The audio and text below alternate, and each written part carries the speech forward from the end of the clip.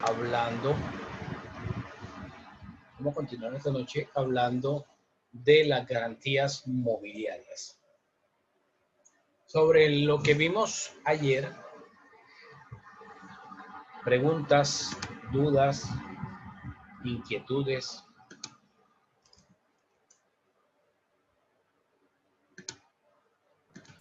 Doctor, buenas noches. Una pregunta referente a los semovientes, ¿se pueden catalogar como muebles?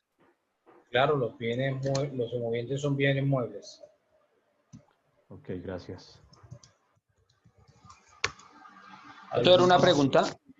Dime. Profe, una pregunta. Estaba leyendo que las cuentas por cobrar también pueden entrar en ese tipo de bienes muebles. Profesor, pero si en ese tipo de bienes, si hay algún incumplimiento por la segunda parte, ¿quién entra a hacer la gestión? ¿El primer deudor o a nombre de quien pasa la cuenta? Depende. Depende porque eso es como debieron ustedes ver en contratos comerciales cuando ustedes hablaron del factoring. ¿Sí recuerdan el contrato de factoring? ¿Sí lo alcanzaron? Más o Sí, menos. señor. Bueno, aunque vamos a hablar del factoring, acá también, en el factoring se entrega la factura como esos títulos valores para que ese factor cobre, o sea, se le puede dar la facultad de que cobre esa suma de dinero, ¿sí? Entonces, depende cuál haya sido la negociación de, digamos, de esas deudas que se estén presentando como garantía mobiliarias. Entonces, en ese orden de ideas, hay un tipo de contrato que son los contratos de servidumbres. Esos no entrarían en este tipo de contratos, ¿cierto que no? Bueno, la servidumbre genera pues digamos como unos derechos, ¿sí? Un derecho a que se le pague por digamos, por esa carga que se impone sobre el predio sirviente. Al final, ¿qué es la servidumbre? La servidumbre no es más que permitirle el tránsito sobre un predio que se llama el predio sirviente a otro predio que sea vecino.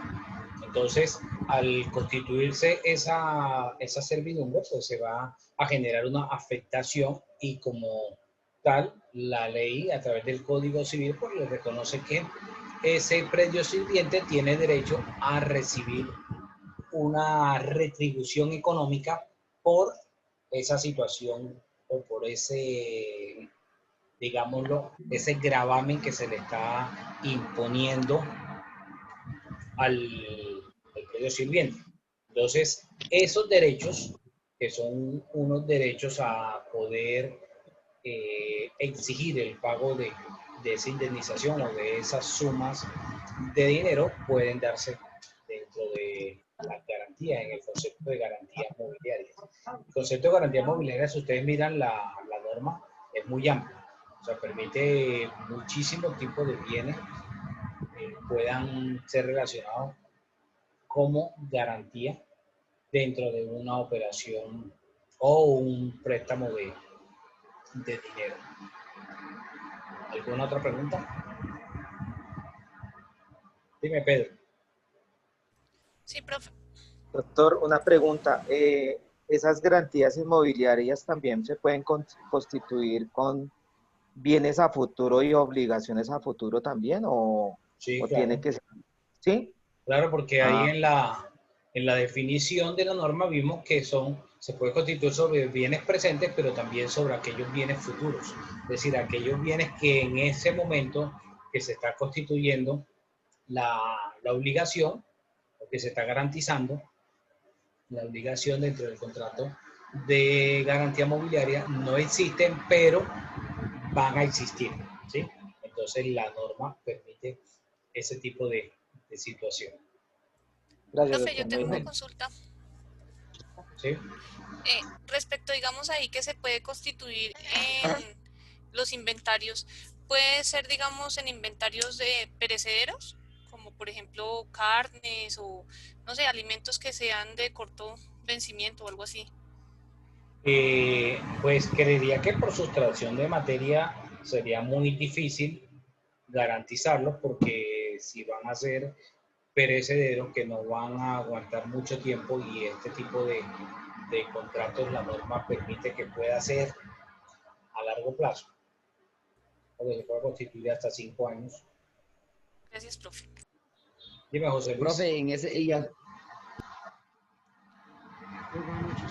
Tengo una pregunta. ¿Estas garantías, digamos que van a garantizar algo futuro o entran a formar parte ya porque hay una parte que leímos en la ley donde decía que no pueden disponer, el que da garantía no puede disponer de esos elementos para venderlos o algo? Entonces la pregunta es, en caso de que, por ejemplo, como ha pasado y se ha visto por noticias, que alguien, un tendero, estoy pensando en un tendero o en un campesino que tenga vacas o algo así, o un tendero que llegue una inundación y arrase con todo, o le roben la guerrilla, las vacas, los semovientes, ¿la pérdida es para el tendero o ya es para la entidad que prestó el dinero? Ya hace parte, ya es como el dominio ya tiene la propiedad la entidad financiera. Bueno, sería para el propietario, ¿sí? Para el deudor garante, porque aquí no se están entregando los bienes al acreedor garantizado. Aquí los bienes siguen en cabeza del deudor garante y es sobre los bienes presentes y futuros. Además, acuérdate que ya no hay guerrilla, lo que hay son unas GAOR, o sea, grupos armados organizados residuales. Entonces, sea cualquiera de las GAOR o de las bandas criminales que le hagan el robo, pues no tendría por qué afectar la figura de la garantía mobiliaria, porque no van a ser solo sobre estos bienes, sino que podría haberse, digamos, configurado de una forma mucho más amplia con los bienes, esos bienes presentes más los bienes futuros. profe, y hablando de bienes futuros precisamente, ¿un crédito aprobado sirve como prenda garante? No, porque una cosa es que te hayan aprobado un crédito en una entidad financiera y otra cosa es que tú puedas disponer de la suma de dinero. Además, la norma, ayer leímos muy clarito, que no se puede hacer garantías con sumas de dinero en efectivo, ¿sí? Entonces, la forma como lo estás enfocando sería como que, bueno, las personas tienen la cuenta porque le aprobaron un crédito y van a transferir esa suma de dinero a la cuenta, ¿sí? Entonces, no se puede hacer con sumas de dinero. Ok, doctor, gracias.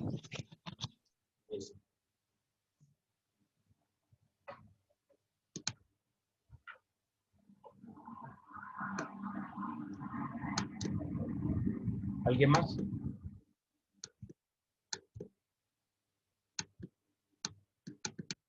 Bueno, veamos el artículo 9, medios de constitución de la garantía. Voy a compartir pantalla.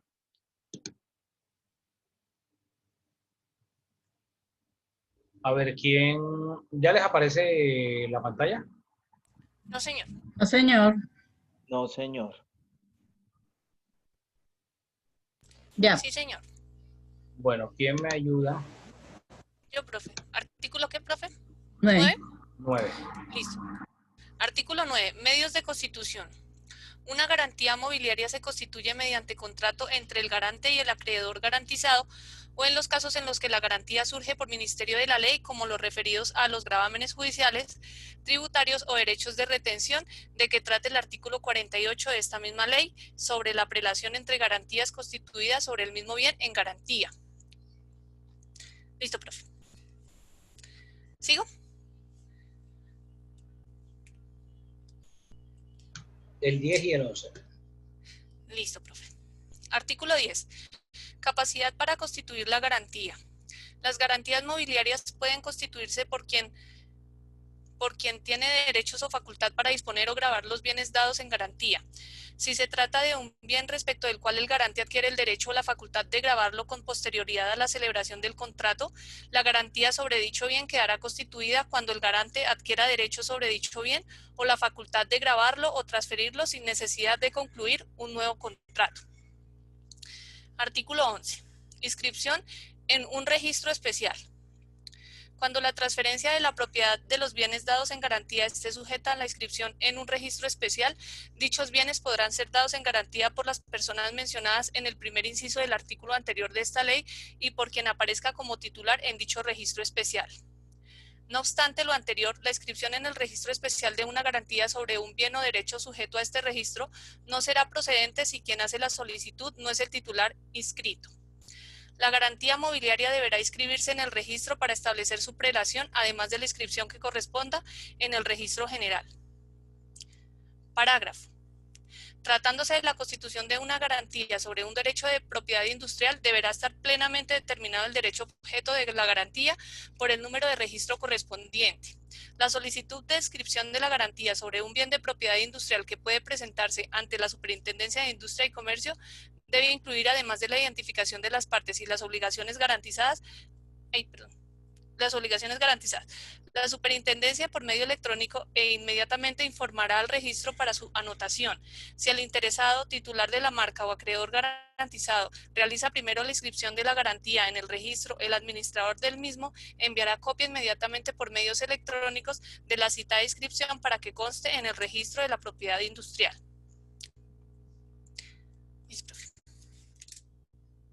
Ok, listo, gracias. Bueno, yo tengo una pregunta.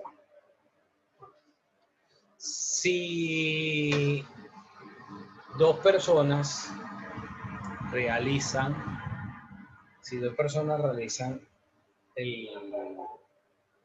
un contrato X y se pacta una garantía mobiliaria, pero esa garantía mobiliaria no se hace la inscripción en el registro de garantías mobiliarias. Recuerdan que anoche vimos y colocamos un ejemplo acá del registro de las garantías mobiliarias. Si se hizo la garantía, pero no se hace la inscripción en ese registro, ¿tendría efectos o no tendría efectos la constitución de esa garantía mobiliaria? ¿Sí o no y por qué? No, profe, no tiene efectos porque dice la ley que debe estar inscrito y tener el precedente como tal para poder tener como tal la validez. Es como si uno comprara una casa con la escritura, también tiene que tener el registro en los instrumentos públicos, ¿no? Es más o menos lo mismo. Doctor, usted dijo ayer A ver, que no. Edgar. A ver, Edgar. Gracias, Doc. Doc, opino igual que mi compañero, no tendría validez porque requiere de un procedimiento solemne y tiene que ser inscrito. Y el mismo ejemplo que pone mi compañero, de nada sirve que tenga unas escrituras a mi nombre si el bien inmueble no se registró previamente, pues para solemnizar como tal el procedimiento. Bueno, pues lamento informarles que la norma no dice eso. O sea, si ustedes miran, aquí el 11 dice que cuando se hace la transferencia, el 11, de la propiedad de esos bienes, pero no está diciendo que si no se cumple con la inscripción, entonces no sea oponible a tercero. ¿Sí? No dice eso. Doctor, Dime, José Luis. Doctor, iba exactamente eso de que aquí en la parte, en el inciso segundo, párrafo segundo dice, no obstante lo anterior, la inscripción en el registro especial de una garantía sobre un bien o un derecho sujeto a registro no será procedente si quien hace la solicitud es el titular inscrito, o sea que sí se debe hacer. Ahora dice al final, la garantía mobiliaria deberá inscribirse en el registro para establecer su prelación, además de la inscripción que corresponde al registro general. Eso de su prelación es que esa entidad financiera que presta la plata sea como el primero que puede reclamarla. ¿A eso se refiere esa prelación, doctor? Claro, ahí hay dos aspectos. Uno, que no necesariamente quien va a ser el acreedor garantizado sea una entidad financiera, empezando por ahí, ¿sí? Pero hay dos situaciones, ¿por qué? Porque una situación es la oponibilidad del acto, es decir, hacer la publicidad a través del registro de esas garantías mobiliarias para que pueda valer frente a terceros, como un acto de notificación. Y otra cosa es que sobre los mismos bienes se puedan constituir más de una garantía mobiliaria. Son dos cosas diferentes. Entonces, si se constituyen garantías mobiliarias sobre los mismos bienes con dos acreedores garantizados diferentes, va a producir efectos sobre el que registró primero la inscripción en la garantía, en la página de la garantía mobiliaria. ¿Ok? Ahí va donde va realmente a producir efectos. Es decir, si el deudor garante utiliza ese mismo bien o esos mismos bienes para otorgar más de una garantía. Entonces, si realmente no se cumple con el registro de la garantía mobiliaria, no significa que no sea válido. No significa eso. Solo que no se podrá entonces alegar la prelación en caso de que haya dos garantías. Porque entonces ahí va a determinarse la prelación por quien acudió primero a hacer el registro de la garantía mobiliaria. Sí me hago entender porque a veces esta parte no es muy fácil de comprenderla. O sea, el hecho de que no se inscriba no significa que no sea válido. Sí sería válido. Pero el hecho de constituir una garantía no significa que los bienes quedan fuera del comercio o quedan excluidos y no se pueden hacer ningún tipo de operación con los bienes. No significa eso. Miren que el artículo 11 dice que se pueden vender, incluso, ¿sí? O se pueden, aunque no lo diga la norma, pero se entiende tácitamente, sobre esos mismos bienes dados en garantía, ese deudor puede ir a celebrar otro contrato de garantía mobiliaria. Entonces, al hacer otro contrato, ya va a haber dos acreedores garantizados. Entonces, ustedes pensarían, bueno, y entonces, ¿quién va a tener la prelación? Es decir, ¿quién va a tener la prioridad? Ahí es donde aplica esta regla. Entonces, el que primero llegó a hacer el registro es el que va a tener la prelación. Diríamos coloquialmente que quien pega primero pega dos veces. ¿Ok? Ahora, ¿de quién es la obligación de hacer el registro de la garantía? La obligación va a ser del acreedor garantizado, no del deudor garante. ¿Sí me hice entender? Doctor, una más? pregunta. Sí, señor. Sí, sí. Te escucho. 10 millones de pesos, él puede pedir 5 y 5 o puede pedir 10 y 10 y ahí sería actuando de mala fe. O sea, tiene que ser al límite de lo que él tiene, ¿cierto? Porque si le pide 10 a uno y 10 al otro y solo uno registra, ¿habría mala fe? ¿O ellos, o el que presta se encarga de verificar que no tenga para otro préstamo? Y la última pregunta es, ¿no solo son entidades financieras? Esa es la pregunta, doctor. No, puede ser cualquier persona.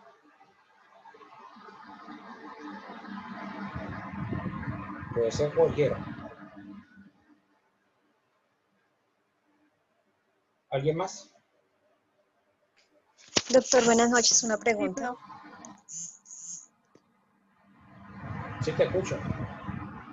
La pregunta que le hice, El que si Fondo Nacional el de bien vale 10 Garantías. millones de pesos, puede...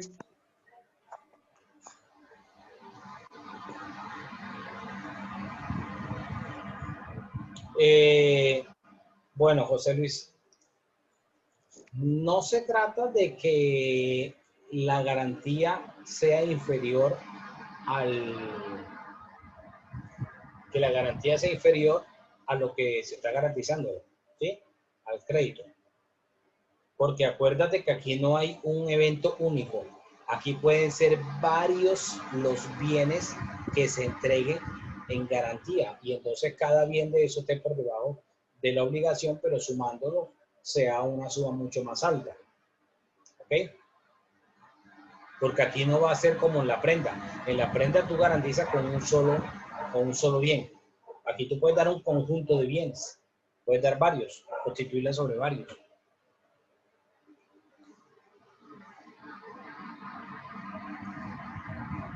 Ok, la otra persona que me va a preguntar.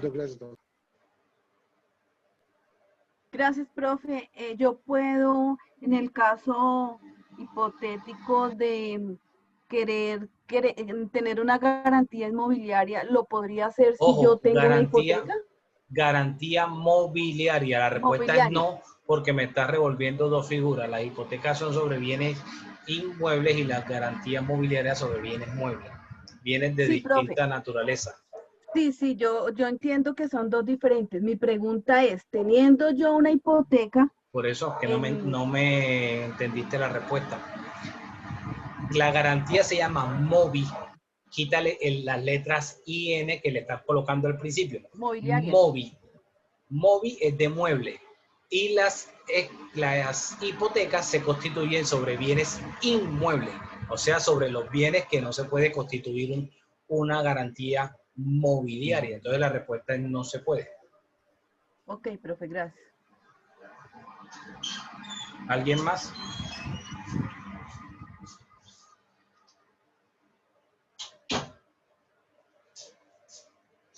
Sí, profe.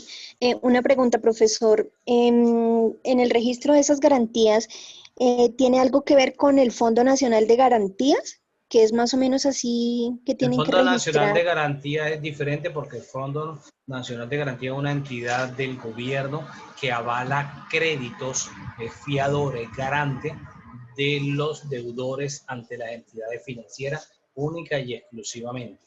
Son naturalezas diferentes. ¿Ok? Gracias.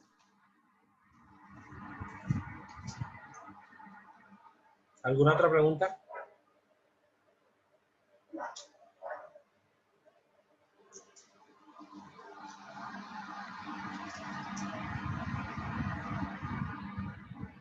Yo, doctor, tengo otra. Dime. Yo, doctor, tengo otra. Sí, te escucho. Hay un límite de préstamo, o sea, los emprendedores. Esto es un contrato entre las partes, ¿no? Aquí Pues ninguna norma pone ni mínimos ni máximos. No, ojo, ninguna norma pone ni mínimos ni máximos de la voluntad de las partes. Esto puede aplicarse por cualquier tipo de contrato. Profe, una pregunta, por favor. Sí. Recuerdo lo que yo te había preguntado ayer, que en qué momento yo puedo hacer exigible esta garantía, porque tú ayer ponías un ejemplo al inicio del contrato como parte de la garantía para que se cumpla, se solicitaba, pero también pues en parte de incumplimiento, o sea, al principio y al final. No, pues eso es solo al principio. Únicamente aplica para hacerlo al principio, o sea, no lo hago en este ejemplo, lo hago, o sea, no solo en este ejemplo, sino en general. Si yo pongo en garantía un vehículo, ¿solo en el inicio del contrato o una vez finalizado e incumplido puedo? Después de finalizado no tienes ningún objeto constituir la garantía, porque si ya se cumplió. O sea, el sentido es una vez incumplido. Si las partes lo pactan en cualquier momento, el negocio sería válido. Pero ¿tú crees que el incumplido va a querer constituir la garantía después? Sería algo absurdo, o sea, no sucedería por sustracción de materia.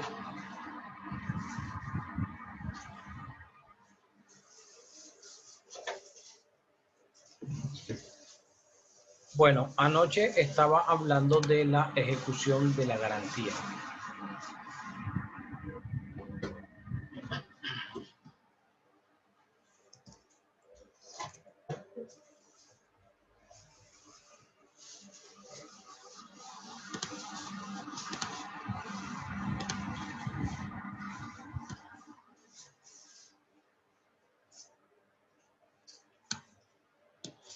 No sé si Julián tenía por ahí una pregunta hace un rato.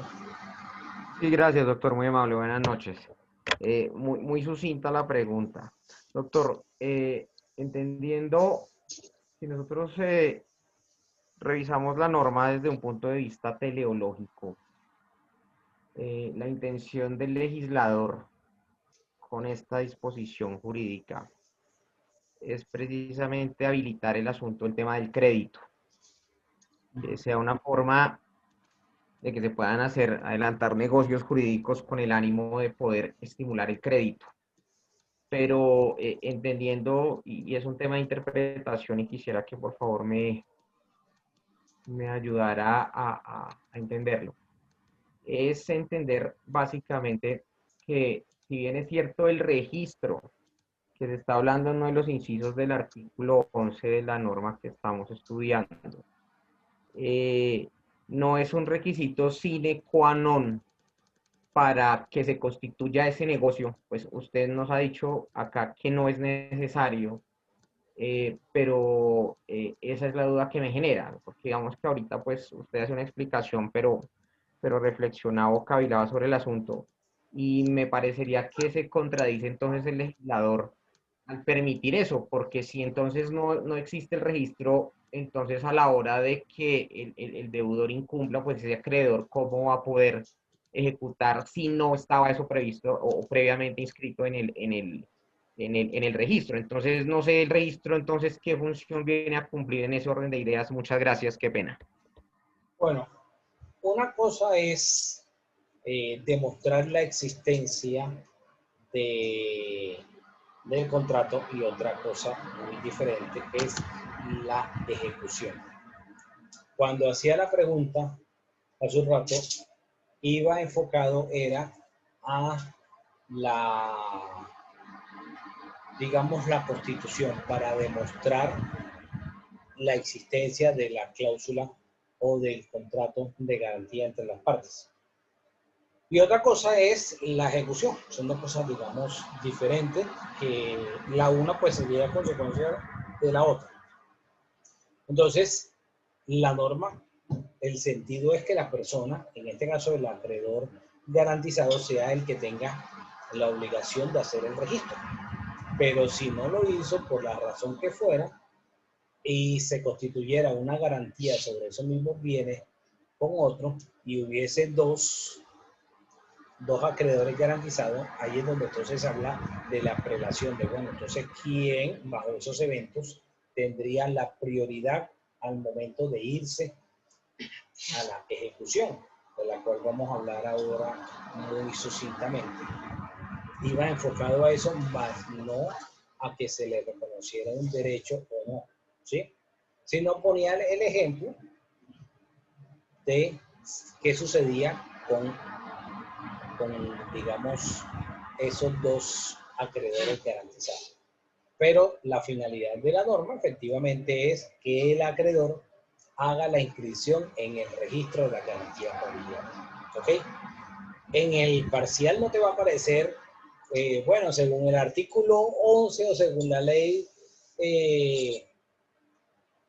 vas a mencionar la ley 1676, tal y tal cosa. Me voy a preguntar conceptos. O sea, a ver, el parcial ahorita va a ser oral, ¿sí? Pero no sé si ya les mencionaron que en el otro módulo,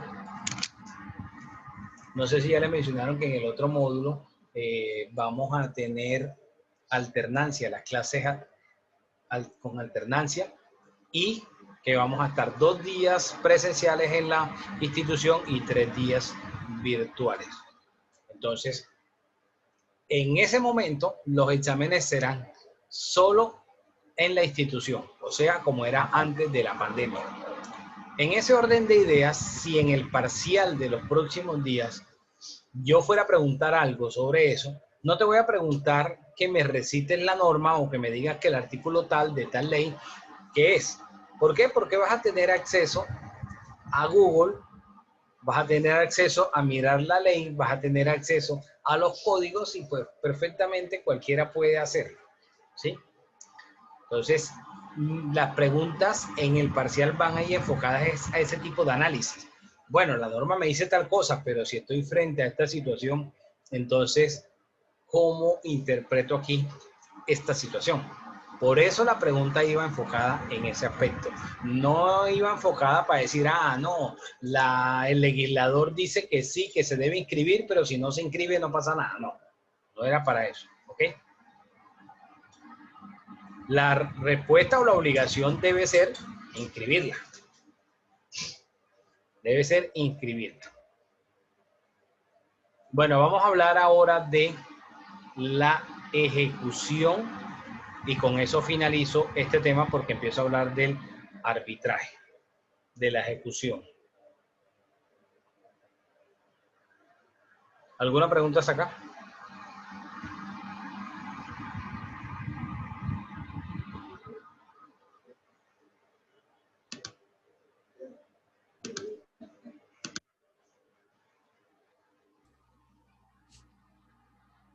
Bueno, artículo 57, ¿ya les aparece la pantalla compartida? Sí, señor. Sí, señor. Señor. Bueno, ¿quién me ayuda con el artículo 57? Artículo 57, competencia. Para los efectos de esta ley, la autoridad jurisdiccional será el juez competente y la superintendencia de sociedades. La superintendencia de sociedades, en uso de sus facultades jurisdiccionales, de conformidad con lo dispuesto en el inciso tercero del artículo 116 de la Constitución Política, tendrá competencia a prevención y solo en el evento en que el garante sea una sociedad sometida a su vigilancia. Ok, entonces, según la norma, el competente va a ser el juez civil. Entonces, dependiendo de la cuantía, pues así será el juez civil. Si es menor cuantía, pues el competente, ¿cuál va a ser? Si es menor cuantía. Civil municipal en primera Civil instancia. municipal, exactamente. Y si es mayor cuantía. De circuito. Civil municipal en primera instancia. Si es mayor cuantía, civil de circuito. Civil de circuito. Ya se les olvidó las cuantías. La mínima hasta 40 salarios mínimos, la menor entre 40 y 150 salarios mínimos y la mayor más de 150 salarios mínimos. ¿Quién me ayuda con el artículo 58? Yo, profe. Mecanismos de ejecución. En el evento de presentarse incumplimiento del deudor, se puede ejecutar la garantía mobiliaria por el mecanismo de adjudicación o realización especial de la garantía real, regulado en los artículos 467 y 468 del Código General del Proceso o de ejecución especial de la garantía, en los casos y en la forma prevista en la presente ley. Parágrafo. El acreedor a quien se haya incumplido cualquiera de las obligaciones garantizadas podrá hacer requerimiento escrito al deudor para que dentro de los términos de 10 días acuerde con él la procedencia de la ejecución especial de la garantía mobiliaria. De no hacerlo, operará el mecanismo de ejecución judicial. De la misma manera, se procederá cuando el bien objeto de la garantía tenga un valor inferior a 20 salarios mínimos legales mensuales vigentes. Okay.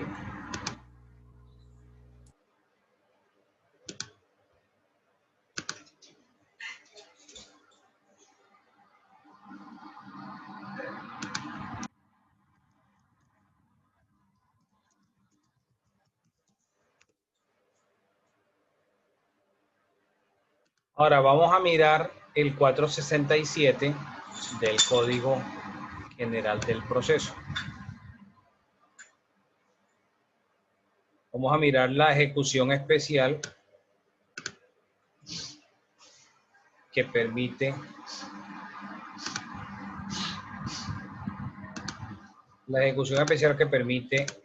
el Código General del Proceso. Aquí está en la pantalla. ¿Quién me ayuda? Adjudicación.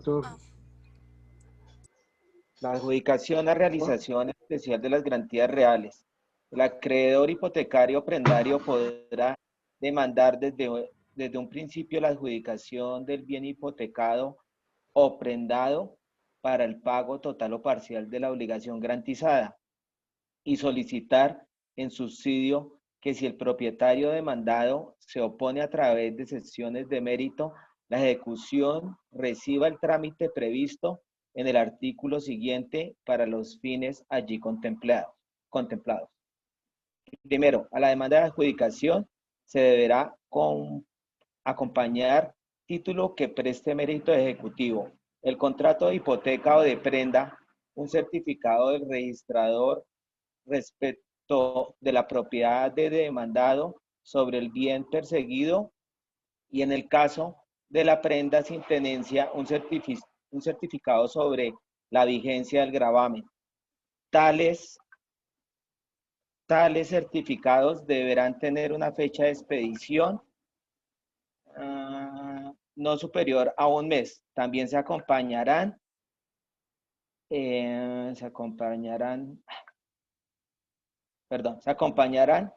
al avalúo que se refiere el artículo 444, así como una liquidación del crédito a la fecha de la demanda. Segundo, el juez librará mandamiento ejecutivo en la forma prevista en el artículo 340, en el que prevendrá... Artículo 430. Perdón, doctor.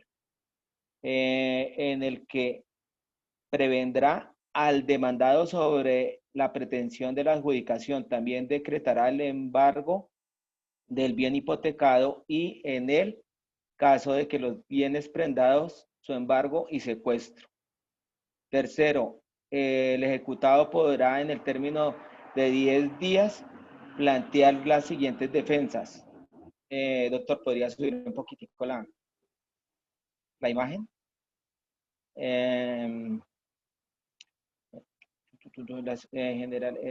Voy a pedirles, primero, pedir la regulación o pérdida de interés, la reducción de la pena hipotecaria o prenda, la fijación de la tasa de cambio o tachar de falso el título ejecutivo o el contrato de hipoteca o de prenda, eventos en los cuales la solicitud se tramitará como incidente que se decidirá por auto apelable en el efecto diferido. Ejecutoriado este auto. Doctor, qué pena, si alguien puede seguir, es que estoy desde el celular y está muy pequeñita la letra. Si quiere yo sigo, doctor. Ok.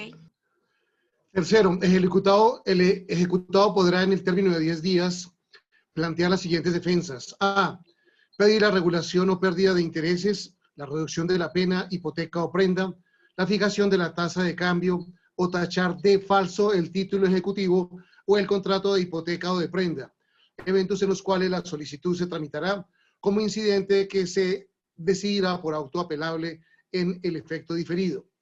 Ejecutoriado este auto, se procederá a la adjudicación en la forma aquí prevista, salvo que prospere la tacha del título ejecutivo, caso en el cual decretará la terminación del proceso. Si la que prospera es la tacha del contrato de garantía, la ejecución continuará según las reglas generales. Si también se proponen excepciones de mérito, dichas solicitudes se tramitarán y decidirán conjuntamente con ellas. B. Formular excepciones de mérito a las que se les dará el trámite previsto en el artículo 443. C. Objetar el avalúo en la forma dispuesta en el artículo 444 que el juez tramitará y decidirá en la forma señalada en esa disposición. D. Objetar la liquidación del crédito en la forma dispuesta en el artículo 446 que el juez resolverá con sujeción a esa norma. E. Solicitar que antes de la adjudicación se someta el bien a subasta, caso en el cual se procederá en la forma establecida en los artículos 448 y 450 a 457 en lo pertinente. Si no se presentaren postores, se procederá a la adjudicación en la forma aquí prevista. Perdón. La solicitud de subasta previa también podrá ser formulada por el acreedor de remanentes.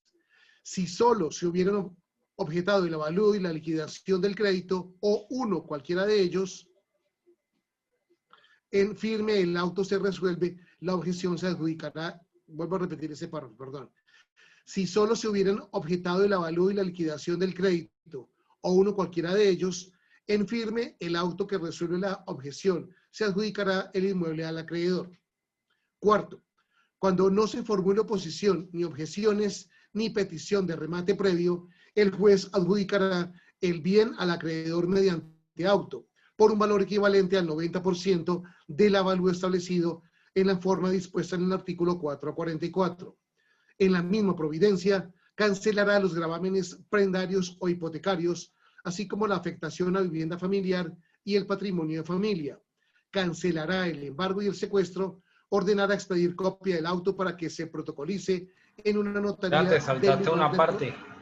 Señor. En la misma providencia, ¿sí? Ah, perdón, doctor. Vuelvo a repetir Cancelar. cuarto. Cuando no se Otra vez formule- ahí, en la misma providencia, después del artículo 444. Sí, señor. En la misma providencia cancelará los gravámenes prendarios o hipotecarios, así como la afectación a vivienda familiar y el patrimonio de familia. Cancelará el embargo y el secuestro. Ordenará expedir copia del auto para que se protocolice en una notaría del lugar del proceso y, si fuera el caso, se inscribirá en la oficina de registro correspondiente, copia de lo cual se agregará al expediente y dispondrá la entrega del bien al demandante, así como de los títulos del bien adjudicado que el demandado tenga en su poder. Si fuera el caso, el juez comisionará para la diligencia del bien, si fuera necesario, el juez comisionará para la diligencia de entrega del bien. Si solo en caso de no haberse secuestrado previamente, serán escuchados oposiciones de terceros.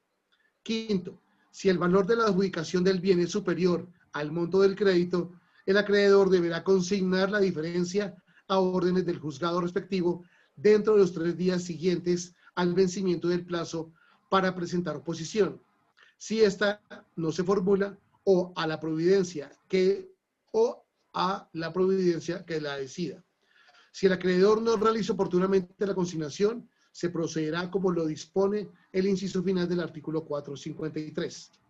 Sexto, a este trámite no se puede acudir cuando no se conozca el domicilio del propietario o su paradero, ni cuando el bien se encuentre embargado o existan acreedores con garantía real de mejor derecho. Ahí termina, doctor. Listo, gracias. Bueno, entonces, esas son las normas frente al proceso. Pues si se dan cuenta, es un proceso pues mucho más expedito, mucho más rápido, que se introduce con el Código General del Proceso para este tipo de ejecuciones. Bueno, ¿alguna última pregunta antes de pasar al otro tema? No, señor. Bueno, vamos a hablar ahora. Dime, Sandra. No, profe, que no hay preguntas. Gracias. Ok. Bueno, vamos a hablar ahora sobre el arbitraje. A ver, me imagino que ustedes vieron los mecanismos alternativos de solución de conflictos. Y ahí, probablemente, hablaron del arbitraje, ¿sí? Entonces, ¿qué es el arbitraje? Es eso exactamente, doctor. Es un mecanismo alternativo de solución para la solución de controversias en la solución de conflictos. Y actualmente en Colombia se encuentra regulado a través yo leí, es que yo leí esta tarde lo que el doctor colocó ahí. Permítame, yo busco.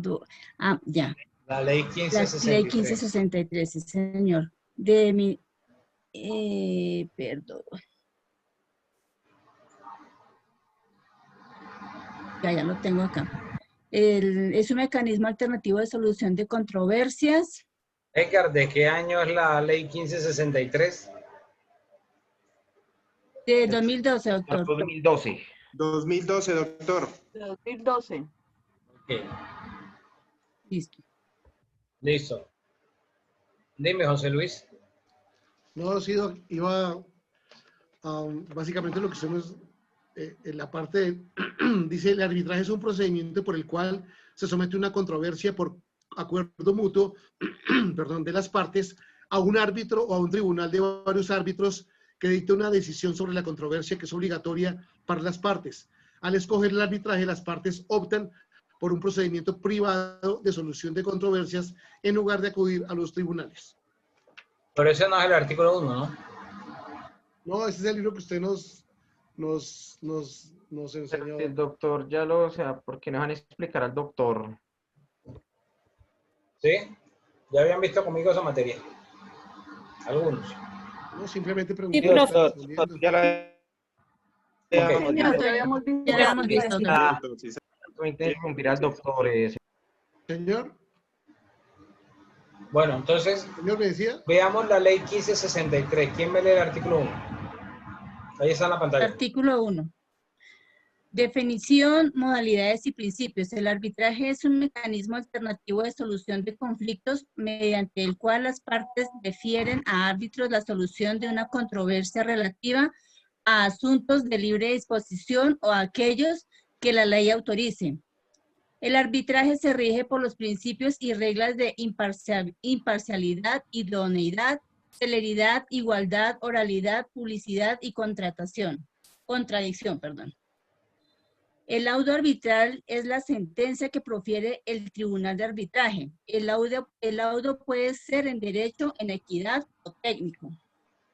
En los tribunales en que intervenga una entidad pública o quien desempeñe funciones administrativas si las controversias han surgido por causa o con ocasión a la celebración, desarrollo, ejecución, interpretación, terminación y liquidación de contratos estatales, incluyendo las consecuencias económicas de los actos administrativos expedidos en ejercicio de facultades excepcionales.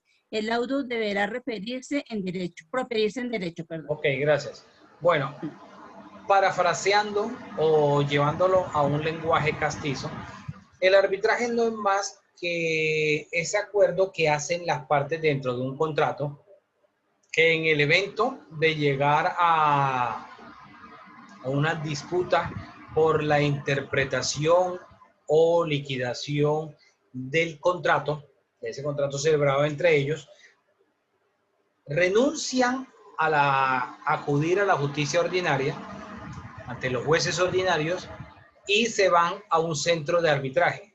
Es decir, se van a una justicia privada para que ese tercero, llamado árbitro, sea el que actúe como un juez y después de llevar todo el proceso con las reglas establecidas en el Código General del Proceso y en el respectivo reglamento del centro de arbitraje, pueda proferir un fallo, una sentencia, el cual se llama laudo arbitral.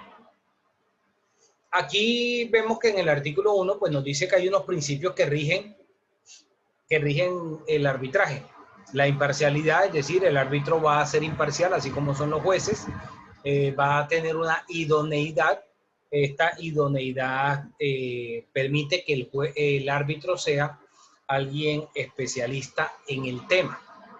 A diferencia de los jueces, según la ley 270 de 1996, que es la ley estatutaria de la Administración de Justicia, reformada por la 285 de 2009, dice que los jueces pues deben ser abogados, pero no se exige esa acreditación o esa formación profesional en la respectiva área del derecho que tenga ese titular. Por ejemplo, para los jueces civiles no se requiere de que un juez civil tenga una especialización en derecho civil, o para un juez de familia que tenga una especialización en derecho de familia, o que un juez laboral tenga una especialización en derecho laboral, o que un juez penal tenga una especialización en derecho penal, ¿sí? La ley 270 del 96 no ampara ese tipo de criterios. Entonces, no significa que los jueces no sean idóneos, porque tienen una idoneidad, es decir, reciben una capacitación para ser juez, se recibe una capacitación en la Escuela Judicial Rodrigo Lara Bonilla, que pertenece al Ministerio, a la rama judicial, y esa escuela de formación, pues le hacen énfasis en el área, en cada una de esas áreas de las competencias y de la jurisdicción que van a tener los jueces. Pero acá la idoneidad está enfocada al conocimiento que tiene ese árbitro o ese abogado frente al tema en conflicto. La mayoría de los procesos que se adelantan ante los árbitros en estos tribunales de arbitramiento son procesos contractuales, ¿sí? De hecho, la mayoría de las veces que se hacen convocatorias para ser seleccionado dentro de la lista de árbitros, exigen unos requisitos mínimos y unas calidades, aunque vamos a ver más adelante aquí en la norma que nos dice que para ser árbitro se requieren los mismos requisitos que para ser magistrado. Por ejemplo, yo hago parte de la lista de árbitros de la Superintendencia de Sociedades, ¿sí? Y estoy en la especialidad de Derecho Comercial. Ustedes entran y buscan en la Superintendencia de Sociedades, en la lista de árbitros, en la lista B, ahí aparece mi nombre y las áreas del derecho en la cual puedo fungir como árbitro. Entonces, esa idoneidad va enfocada más hacia la especialidad que tenga ese profesional del derecho en el tema que se vaya a discutir en ese proceso, ¿sí? Esa sería, digamos, una ventaja de los árbitros frente a los jueces ordinarios. Celeridad. Los procesos son mucho más rápidos. Primero, los procesos no tienen segunda instancia. Entonces, independientemente de la cuantía, los procesos no van a tener apelación. Entonces, eso hace que el proceso sea mucho más rápido. La norma, pues, indica acá que si no se establece un plazo para la duración del tribunal, el tribunal debe durar 6 meses. Menciona acá la norma 1563. Si ustedes se van al párrafo segundo del artículo 116 de la Constitución Política, dice que transitoriamente los particulares podemos estar investidos de la facultad de administrar justicia, temporalmente, ¿sí? De una forma temporal. Y aquí lo hace el árbitro. Cuando el árbitro toma posesión, se convierte en un servidor público, como si fuese un juez de la República. Va a tener el mismo rango de un juez solo para ese proceso, solo en ese asunto. Este proceso pues va a ser, además de ser rápido, va a haber una igualdad para ambas partes. Va a ser un proceso en el cual va a aplicarse mucho la oralidad, aunque con las mismas reglas que el Código General del Proceso. La demanda se presenta por escrito, la contestación se presenta por escrito, pero las audiencias siempre son orales. Va a haber el principio de publicidad y contradicción. Todos los actos, desde antes de la entrada en vigencia del decreto 806 del 4 de junio del 2020, se venía implementando dentro de los procesos arbitrales la obligación de que cada uno de los abogados, antes de informar a la Secretaría del Tribunal sobre un memorial o acusando el recibo de un memorial o de un correo electrónico, debía hacerlo con la contraparte.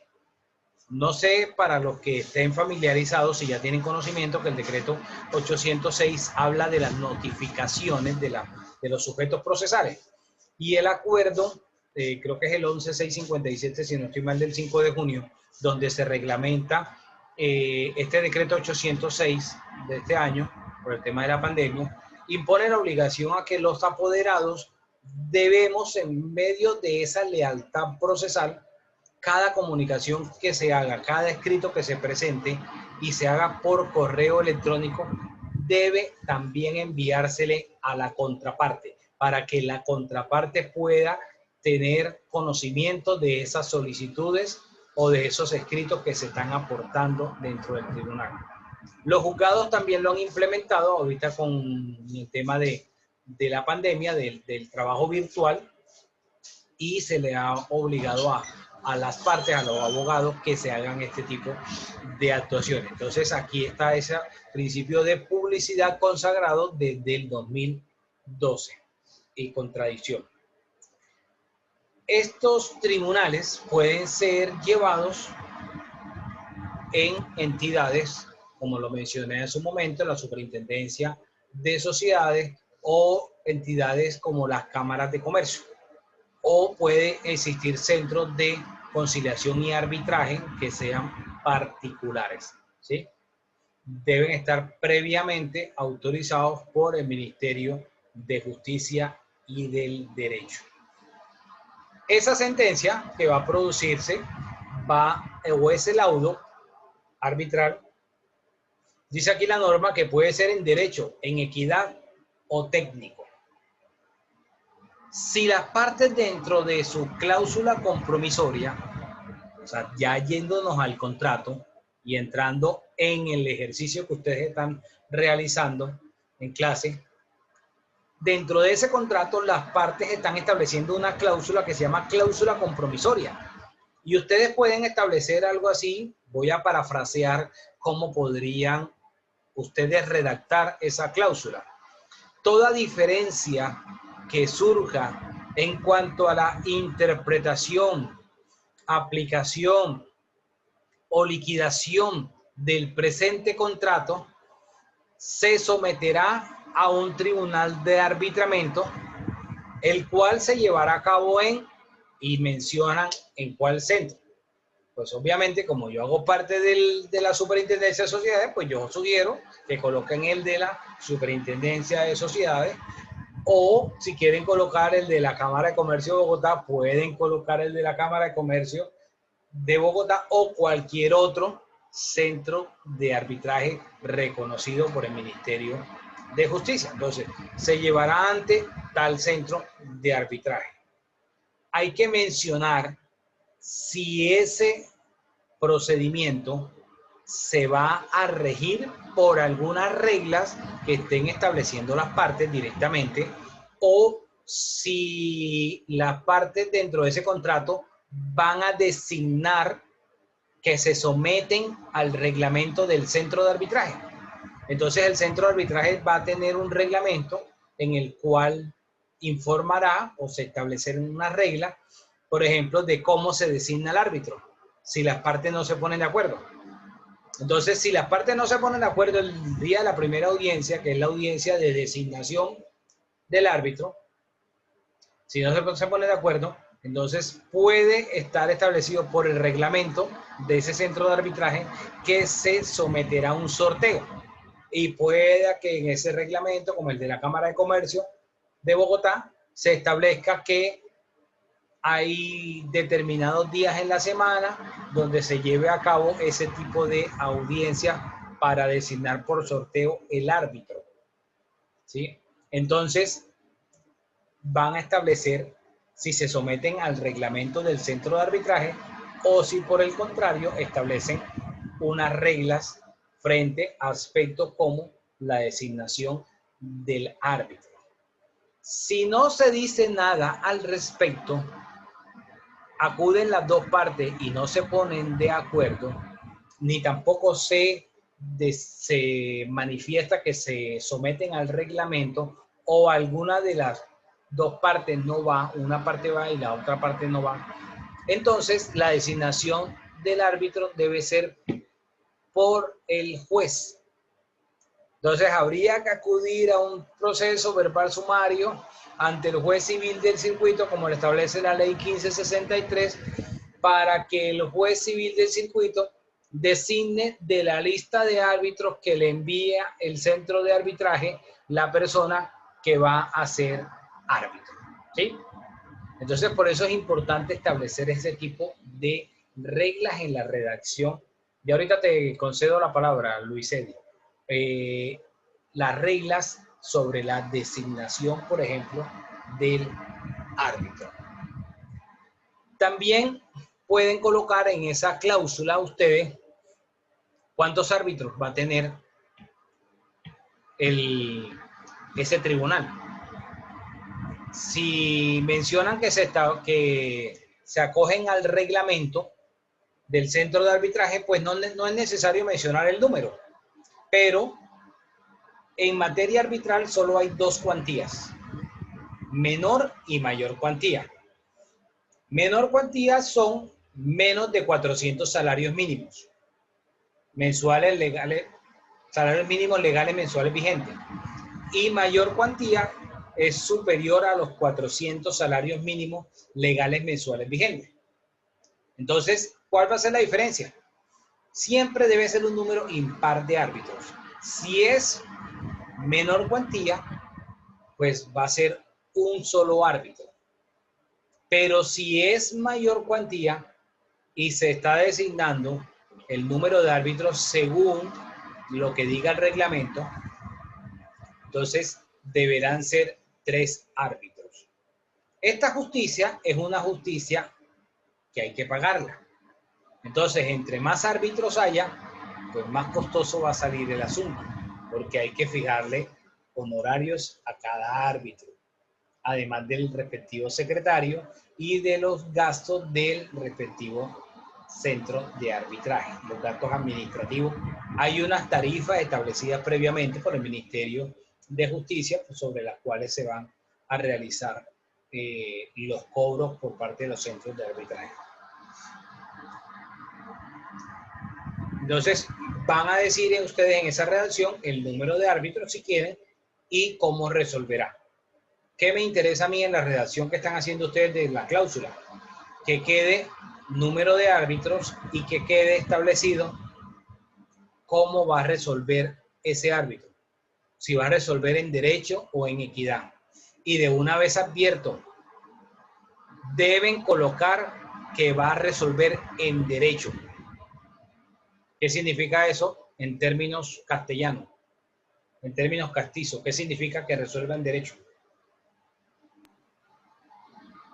De acuerdo a la norma. La ley y la jurisprudencia.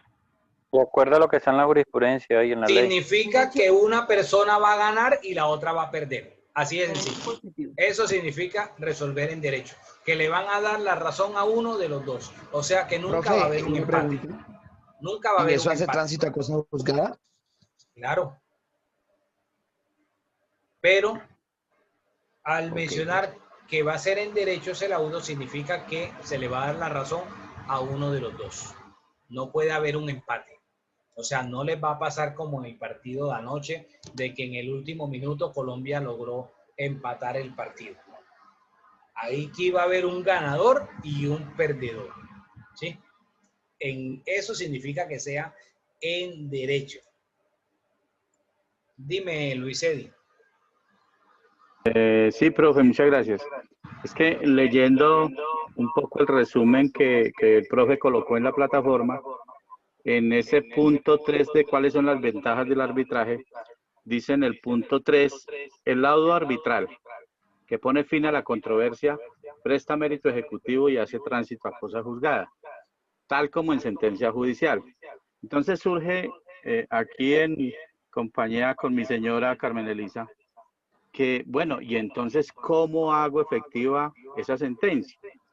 La duda es que esto vuelve a la justicia ordinaria porque como en sentencia judicial, es decir, hay que, a través de un proceso ejecutivo, sí, hacer...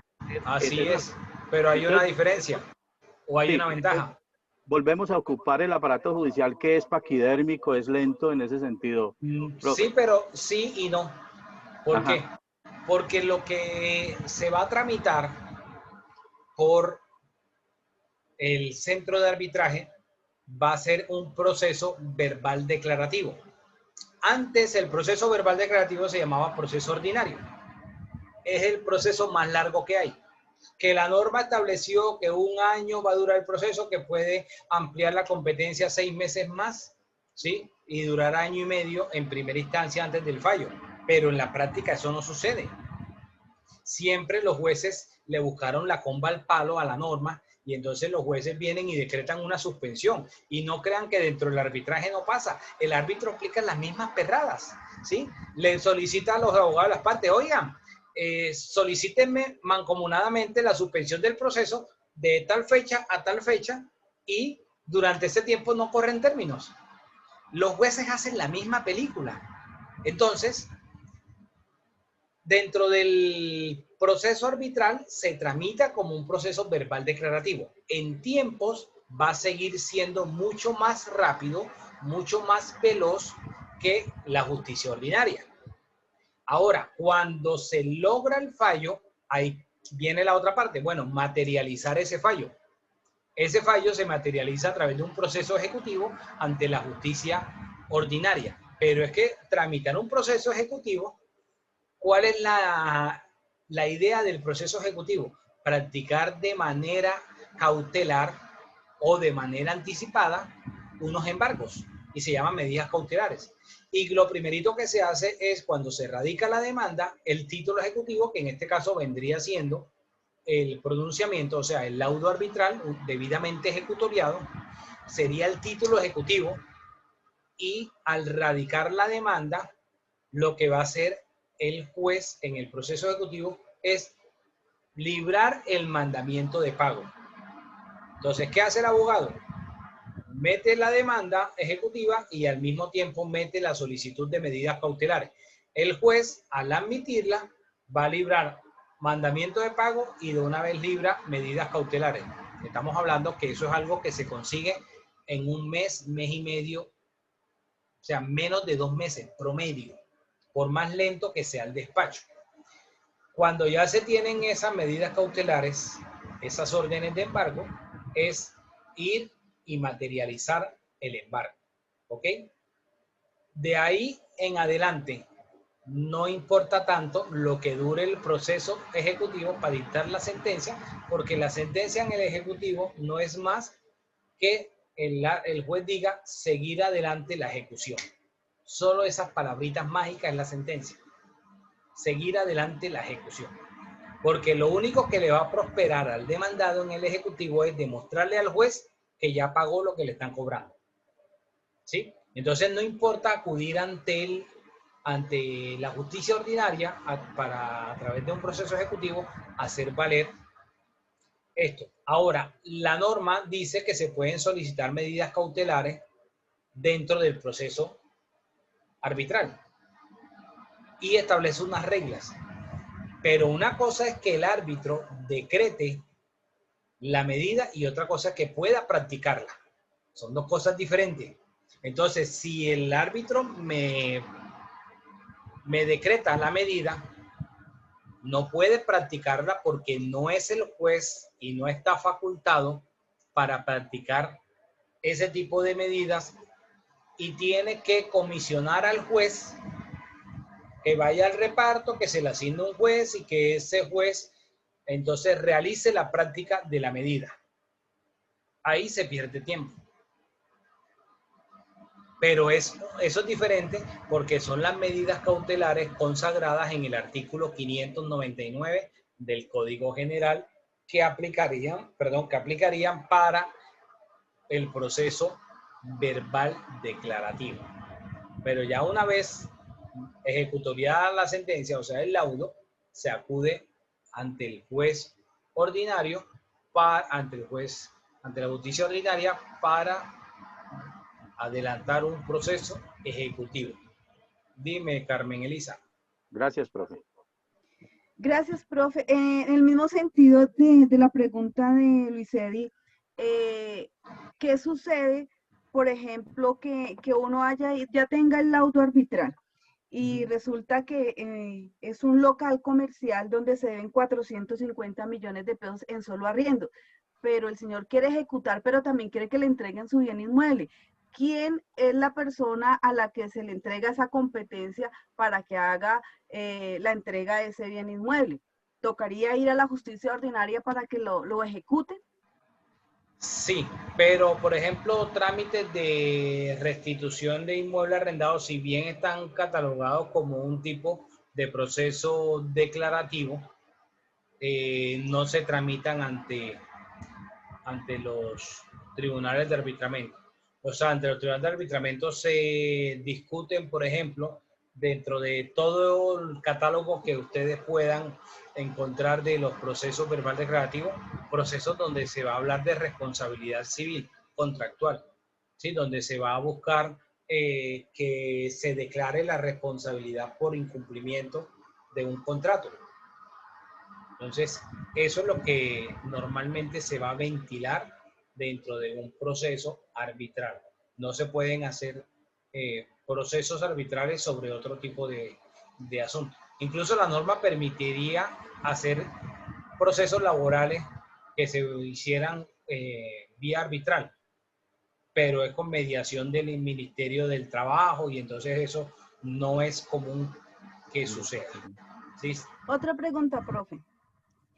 Si bien es cierto, yo tengo un contrato donde existe ese tipo de cláusula, una cláusula compromisoria.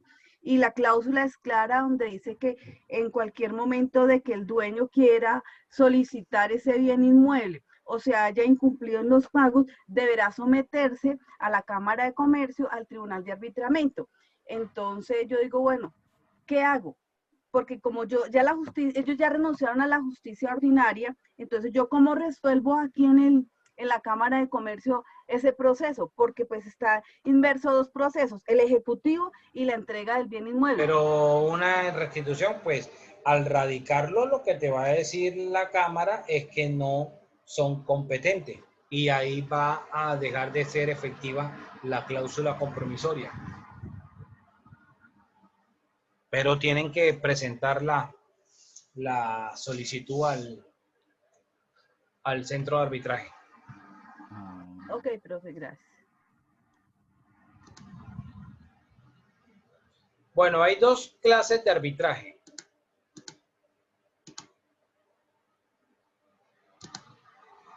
Hay dos clases de arbitraje. El arbitraje ad hoc y el arbitraje institucional.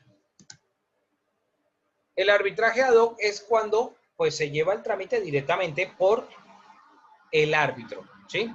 Y el institucional, que es cuando se lleva por una institución, o sea, por un centro de arbitraje. En el caso que opera en el país es el institucional. Ustedes van a ver siempre y van a colocar dentro de su cláusula compromisoria que se va a llevar a cabo ante tal parte o ante tal centro de arbitraje el proceso. Significa que es institucional.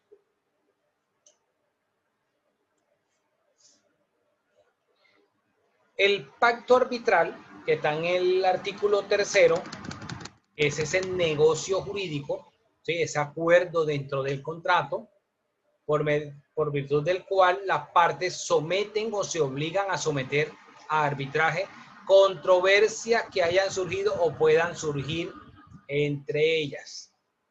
El pacto arbitral implica la renuncia de las partes a hacer valer sus pretensiones ante los jueces. El pacto arbitral puede consistir en un compromiso o en una cláusula compromisoria.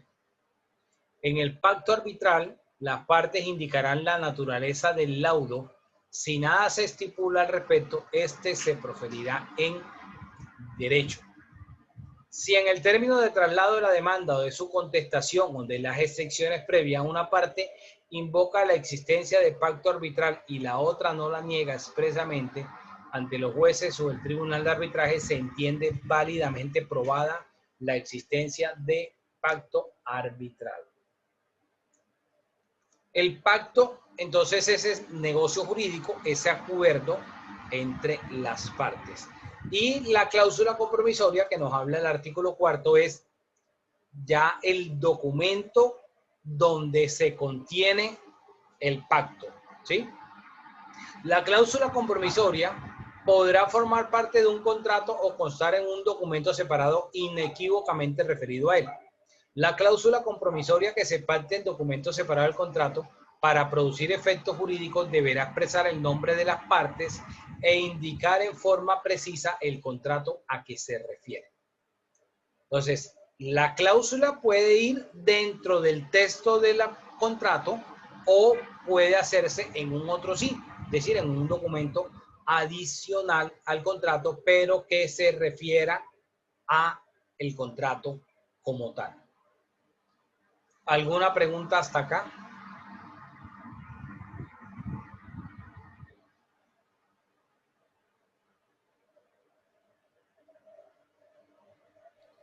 Perdón, tengo una. ¿Se puede repetir que la cláusula podrá ir dentro del contrato o con un otro sí? ¿Sí? Sí, en el contrato, dentro del clausurado, pero para el ejercicio que ustedes están haciendo va a ir dentro del contrato. ¿Ok? Ok, doctor, gracias, sí, señor. Bueno, entonces mañana vamos a continuar hablando del arbitraje. ¿Alguna otra pregunta? Profe, sí, hola. Yo tengo una pregunta.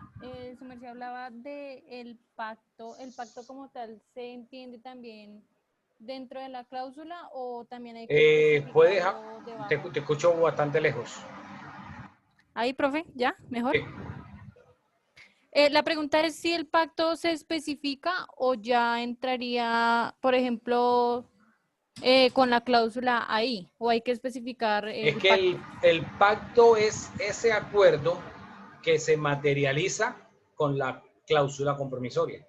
O sea, a la larga el pacto es el contenido de la cláusula compromisoria. Ah, ok, profe, gracias. Dime, Julián. Gracias, doctor. Muy breve. Doctor, el tema del compromiso también se puede aplicar a la figura o en los procesos arbitrales, ¿no? Ajá. Pero eso en últimas no perjudicaría, viéndolo en la práctica, pues la naturaleza de lo que se somete a discusión de los árbitros, en el entendido que pues el compromiso también va para, o sea, si hay un proceso en la justicia ordinaria y se quiere trasladar al proceso arbitral, se podría en el marco del compromiso, es lo que más o menos entiendo acá de un texto que estoy revisando. Gracias. Es que ese compromiso es ese pacto de renunciar a acudir a la justicia ordinaria. Eso es lo que se entiende dentro de ese compromiso, si lo mira dentro de la autonomía que tiene esa cláusula compromisoria del artículo 5º de la norma que venimos estudiando. Ese compromiso es renunciar a acudir al juez ordinario para irnos a un juez privado. Es ese pacto. Eso es el compromiso. Por eso dentro del artículo 100 del Código General, donde están las excepciones previas, dice que el pacto arbitral o ese compromiso, es decir, están renunciando a acudir ante el juez ordinario para ir ante un juez particular, eso es el compromiso. Muchas gracias. Profe, última consulta. ¿El parcial se hace mañana o el viernes, profe? No, sería el viernes. Mañana continuamos con este tema. Ah, bueno, profe. ¿Y es ¿Y oral, es por verdad? la plataforma, profe? Sí. ¿Sí? ¿Sí? ¿Por la plataforma? Sí. ¿Es por la plataforma, profe? Plataforma. Gracias. Ok, listo. Feliz noche. Gracias, hasta luego. Doctor, Doctor, una pregunta. Doctor, muy amable. Gracias, doctor. Feliz noche. Dime. Doctor, lo que pasa es que el día de ayer tuve inconvenientes para ingresar, pero entonces al momento ya de hablar ya estaban dando las opiniones y me dio pues pena interrumpir. Entonces no sé si su merced me haya dejado la falla de ayer. No, yo no te puse falla, tranquila. Gracias, doctor. Que pase Bueno. una feliz noche.